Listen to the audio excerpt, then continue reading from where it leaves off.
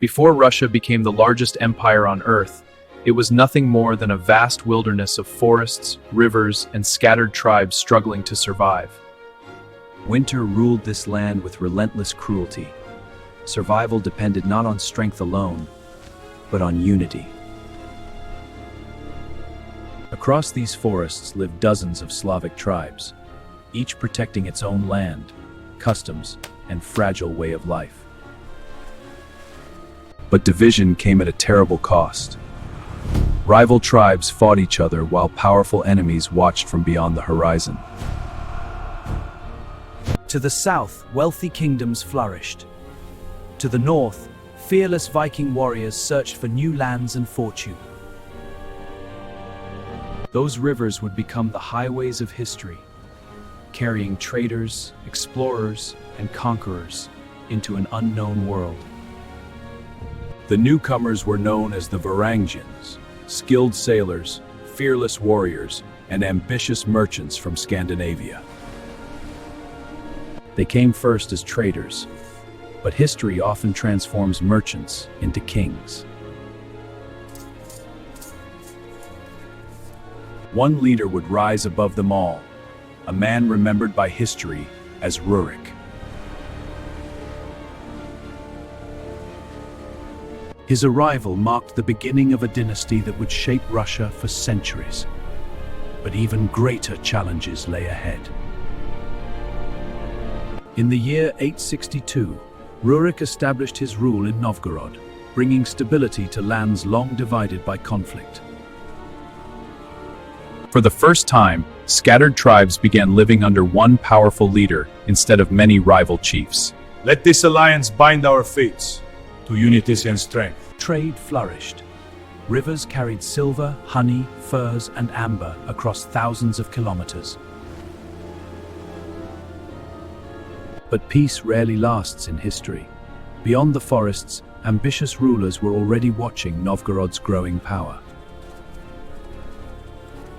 After Rurik's death, leadership passed to a trusted warrior named Oleg, a man with even greater ambitions. Warriors! Oleg believed true power did not lie in Novgorod but far to the south, in the wealthy city of Kiev. Thousands of warriors boarded longships, sailing silently toward a destiny that would change Eastern Europe forever. Kiev stood as the gateway between northern forests and the riches of the Byzantine world. Rather than launching a reckless assault, Oleg chose deception, a strategy that would make him legendary. Quiet now. We're almost at the gates.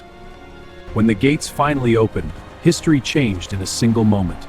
Kiev became the heart of a new and rising state.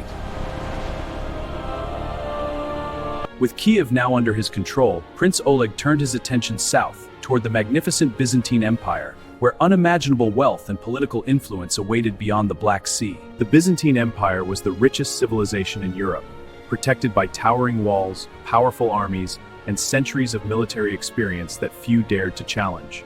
Yet Oleg believed even the strongest empire had weaknesses. His campaign would become one of the boldest military adventures of the early medieval world. Hundreds of longships sailed south through winding rivers, carrying thousands of determined warriors toward a city that many believed could never be conquered.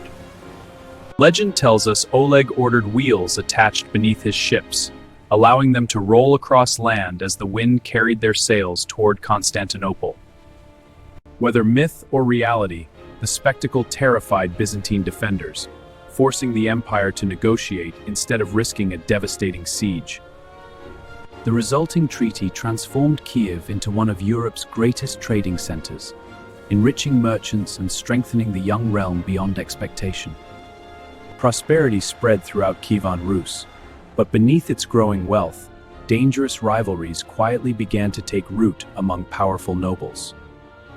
After Oleg's death, Prince Igor inherited a stronger kingdom, yet ruling ambitious tribes would prove far more difficult than conquering distant enemies. Igor's next decision would end in betrayal, bloodshed, and one of the most unforgettable acts of revenge, ever recorded in medieval history.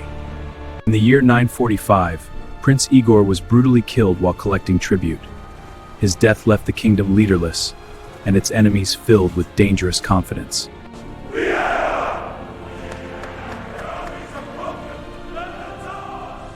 But they had completely underestimated the woman waiting in Kiev. Princess Olga became regent for her young son. Calm on the outside, but inside, she was already planning a revenge that history would never forget. The Drevlians made a shocking mistake. Instead of fearing Olga, they sent ambassadors asking her to marry their prince and unite both kingdoms. Olga welcomed the ambassadors with kindness, but behind her gentle smile, one of history's darkest plans had already begun. She ordered a massive trench to be dug. The unsuspecting ambassadors were carried into it, still seated in their boat. Without mercy, the trench was filled with earth. Yet Olga's revenge had only begun.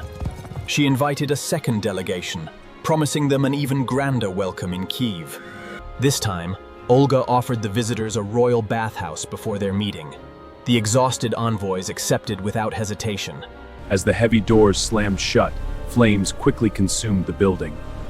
Olga's vengeance was far from over, and an entire nation would soon pay the price. According to the medieval chronicles, Olga's thirst for justice was still unfulfilled.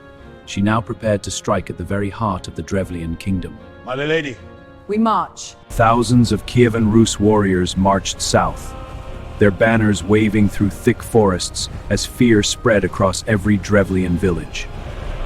Soon the army surrounded Iskorostan, the Drevlian capital.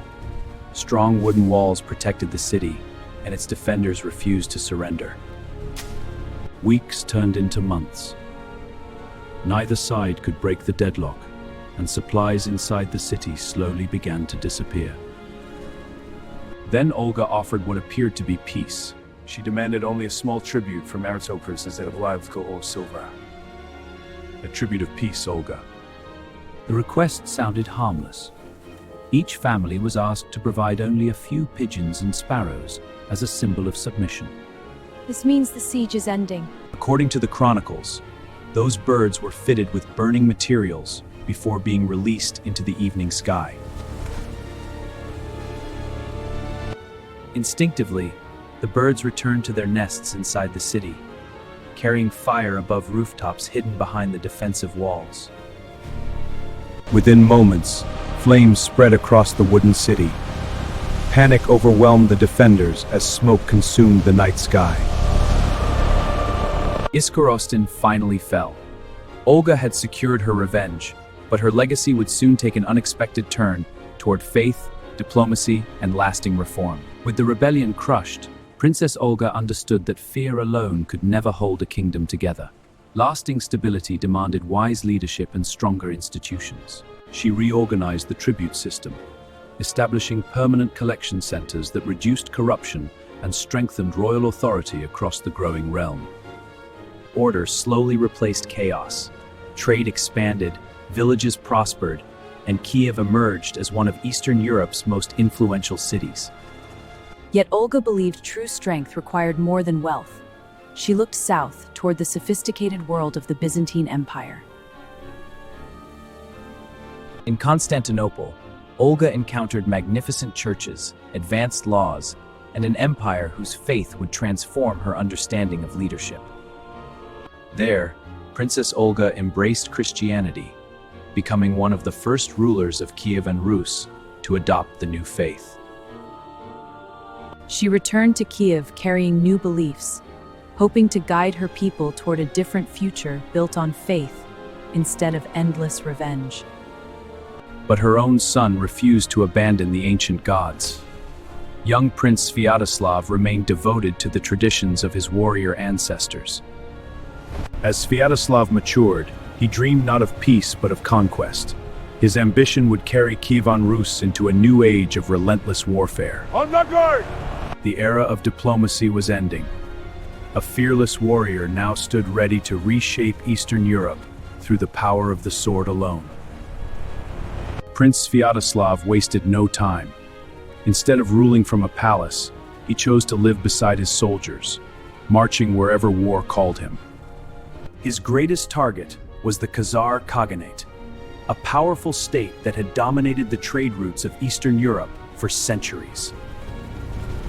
The campaign was swift and devastating. Fortress after fortress fell as the once mighty Khazar state collapsed beneath relentless attacks. With the Khazars defeated, Kievan Rus controlled vital trade routes, becoming one of the most influential powers across Eastern Europe. Victory fueled even greater ambition. Sviatoslav now marched into the Balkans, hoping to build an empire beyond the borders of Rus. His rapid victories alarmed the Byzantine Empire, transforming yesterday's ally into tomorrow's most dangerous rival. After years of exhausting warfare, Sviatoslav agreed to withdraw. But the journey home would prove far more dangerous than the battles themselves. Near the Dnieper Rapids, Pecheneg warriors launched a deadly ambush. The great prince fought bravely but never reached Kiev alive. For Kiev, stand fast! Sviatoslav's death created another struggle for power. Once again, the future of Kievan Rus rested on uncertain shoulders. From this turmoil, a new ruler would emerge, Vladimir the Great, the man whose decisions would forever change the identity of Russia and Eastern Europe.